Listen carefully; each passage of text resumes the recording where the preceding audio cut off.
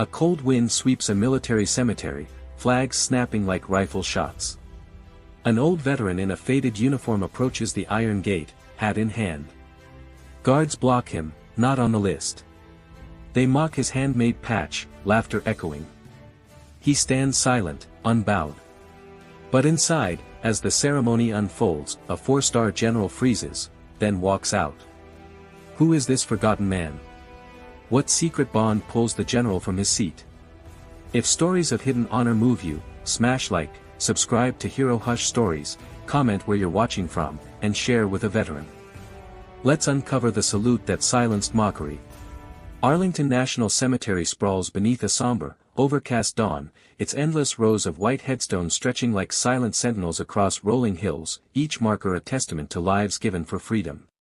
The air is crisp with the promise of rain, carrying the earthy scent of freshly turned soil from a nearby plot, where groundskeepers pause their work to glance at the gathering clouds, their shovels leaning against a wheelbarrow filled with mulch. Harlan Gray, 78, limps along a winding gravel path, his prosthetic leg, a relic of a Korean War ambush in 1951, where shrapnel tore through his knee amid the chaos of exploding mortars, clicking faintly with each deliberate step, the metal joint glinting faintly under his trouser leg as it catches a stray ray of light breaking through the gloom. His uniform, once a vibrant olive drab, now bears the faded glory of 34 years of service, a purple heart dulled by time, its edges chipped from years of being pinned and unpinned, ribbons frayed from desert winds in Iraq and jungle humidity in Vietnam, their colors bleeding into one another like old wounds, and a single silver star pinned with the care of a man who treasures every memory it represents, its surface scratched from being polished with a soft cloth every morning. Born in a weathered farmhouse in rural Kansas, where dust storms turned the sky black and the land unforgiving, Harlan enlisted at 18, trading the golden wheat fields for the muddy foxholes of Korea, where fear was a constant companion and the crack of gunfire punctuated every dawn. He climbed to staff sergeant through sheer grit, pulling comrades from burning wreckage under sniper fire in the frozen hills of Chosin Reservoir, his deeds whispered in barracks but never celebrated with parades or headlines, just quiet nods from those who knew the cost. Back home after his honorable discharge, he met Evelyn in a small-town diner, a soft-spoken nurse with steady hands and a quiet laugh that could light up the darkest room, her eyes bright with hope amid the post-war rebuild. They married in a modest chapel, the pews filled with fellow vets and neighbors, the air thick with the scent of wildflowers she'd gathered herself from the fields. Evelyn sewed that patch, Evelyn, onto his sleeve weeks before cancer stole her breath, her fingers trembling as the disease weakened her grip, each stitch a love letter against time, the thread a blend of blue and gray she chose to match his eyes. No children graced their home, just a modest apartment in Topeka filled with her photo on the mantel, the hum of a radio tuned to old war songs like The Battle Hymn of the Republic, and the faint creak of a rocking chair where he'd sit, lost in memory, the wood worn smooth from years of use. Harlan's days now are a ritual of solitude, morning coffee brewed strong in a pot Evelyn gave him on their 20th anniversary, sipped while gazing at her picture, the steam curling like ghosts of their conversations, walks in a nearby park where sparrows chirp like echoes of freedom, their wings a fleeting reminder of the flights he witnessed but never took, and evenings at the VFW Hall, a dimly lit refuge with walls lined with faded photos of comrades, where he listens to younger vets from Iraq and Afghanistan, offering wisdom with a nod and a story of his own, his voice gravelly but kind. Honor isn't loud, he'd say, echoing his father's words from a garage filled with the scent of oil and metal, where tools clinked like a soldier's cadence, and life lessons were hammered in like nails. Today, Harlan drives 200 miles in a rattling Ford pickup, its engine coughing from years of faithful service, the invitation to General Thomas Whitaker's funeral, a plain card from the general's office, its edges softened by handling and time, cradled on the passenger seat like a sacred relic. Whitaker, the man he dragged from a Basra Humvee Inferno 34 years ago in 1991, during the Gulf War, his voice rasping through smoke and blood as flames licked the vehicle's frame, "Don't leave me," a plea Harlan answered with every ounce of strength, hauling him 50 yards under enemy fire. He kept that vow, visiting Whitaker's family with homemade pies baked from Evelyn's recipes, writing letters in a shaky script filled with shared memories of desert nights, a quiet thread through decades of distance and promotions that saw Whitaker rise to general. The cemetery gates loom, their black iron bars a stark divide between past and present, the wind whistling through them like a warning whistle from a distant train. Guards check IDs with practiced efficiency, waving through dignitaries in polished suits, their shoes leaving faint impressions on the damp grass, their briefcases swinging like pendulums of importance. Harlan steps forward, heart steady but shadowed by doubt, the gravel crunching under his boots like bones. Has time erased his name from Whitaker's legacy? Has the world forgotten the man who once bled beside him in the scorching sands? The guard, a fresh-faced private with a clipboard clutched like a shield, barely lifts his eyes from the flickering screen of his tablet, his uniform starched to perfection, cap casting a shadow over his brow. Name? Harlan's voice is soft but firm, carrying the weight of years and unspoken battles, Harlan Gray. The soldier scans, brows furrowing as he scrolls through digital lists with a swipe of his finger, the glow casting harsh shadows on his young face, unlined by war. Not listed. Clearance. Harlan reaches into his coat with deliberate care, pulling out his old ID, a cracked laminate with a 20-year-old photo, his face younger, unlined by time and loss, eyes bright with the purpose of youth, its edges yellowed and curling like forgotten pages. The guard snorts, tossing it back with a flick of his wrist that sends it skittering across the gravel. Expired. And that patch, looks like a kid's craft project, sir. Laughter spills from the guards, a ripple of derision spreading to nearby troops lounging against a Humvee, one jabbing a finger toward Harlan with a grin, Grandpa's sewing circle at it again. Harlan's jaw tightens, but he stands tall, his prosthetic hand steady as he tucks the ID into his pocket, the patch, Evelyn's final gift, uneven stitches from her weakening hands, holding more soul than their mockery could ever fathom. I served with General Whitaker, he says, voice low but resonant, carrying the echo of foxholes and firefights. The guard shrugs, his tone dismissive as he waves a hand toward the path, no exceptions without clearance. Move along. Harlan steps back, the wind tugging his coat to reveal the dull gleam of his prosthetic knee, a scar of war exposed to the cold, the metal joint catching a stray ray of light before the clouds swallow it. He straightens, eyes locked on the distant canopy where flags ripple like whispers of the past, their colors muted against the gray sky, the fabric straining against the gusts. Dignitaries sweep past, their polished shoes crunching gravel with the rhythm of entitlement, some glancing with a flicker of pity but moving on, their briefcases swinging like pendulums of indifference, their conversations a murmur of politics and promotions. A photographer adjusts his lens with a click, deliberately turning away, his camera whirring toward the ceremony, capturing the pomp but ignoring the man at the gate, his flash popping like distant gunfire.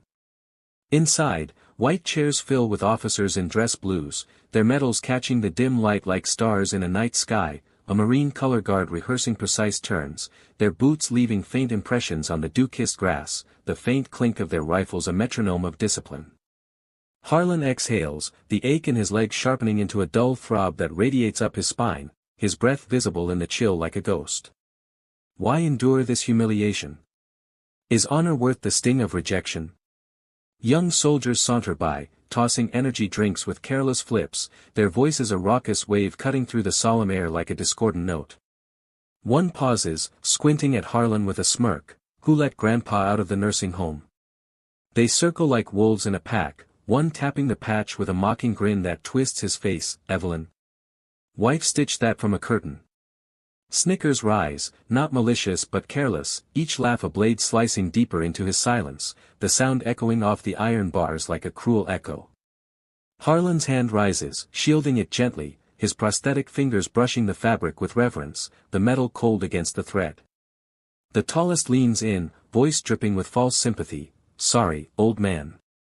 They drift off, leaving a sting that lingers like smoke on the wind, their footsteps fading into the distance. An officer watches from a distance, clipboard in hand, his gaze lingering before turning away, complicit in the silence, his polished boots gleaming under the overcast sky as he adjusts his cap. Harlan sinks onto a low stone ledge, the prosthetic clicking against the concrete like a quiet protest, his cap resting beside him like a fallen flag. He smooths the patch, fingers tracing Evelyn's stitches, a lifeline to her memory, each thread a whisper of her love, the fabric soft from years of wear. The anthem drifts from within, faint as a heartbeat, its notes carried on the breeze like a call to remembrance. Harlan stands, saluting through the bars, his arm rising slowly, the prosthetic whirring faintly. Alone. Unseen. Or is he? A captain with a bronze star lingers nearby, his eyes narrowing with quiet intent, his uniform crisp against the wind. What secret does he hold? What memory stirs in his gaze? The captain, his bronze star glinting like a beacon in the dim light, watches Harlan's solitary salute for a long moment, his expression shifting from curiosity to recognition. He adjusts his cap, the brim shading his eyes, and turns toward the command tent, his boots crunching the gravel with purpose. Inside, the tent is a hive of activity, aides shuffling papers, officers murmuring last-minute adjustments to the program, the scent of fresh coffee mingling with the polish of dress shoes. The captain navigates the crowd, his path clear as he approaches General Christopher Doyle, a towering figure in full dress blues, his chest a constellation of medals earned through decades of service. Doyle pauses his conversation with a cluster of dignitaries, their suits crisp and ties perfectly knotted, turning as the captain leans in close. "Sir, there's a man at the gate, Harlan Gray," the captain whispers, his voice low but urgent, carrying the weight of history.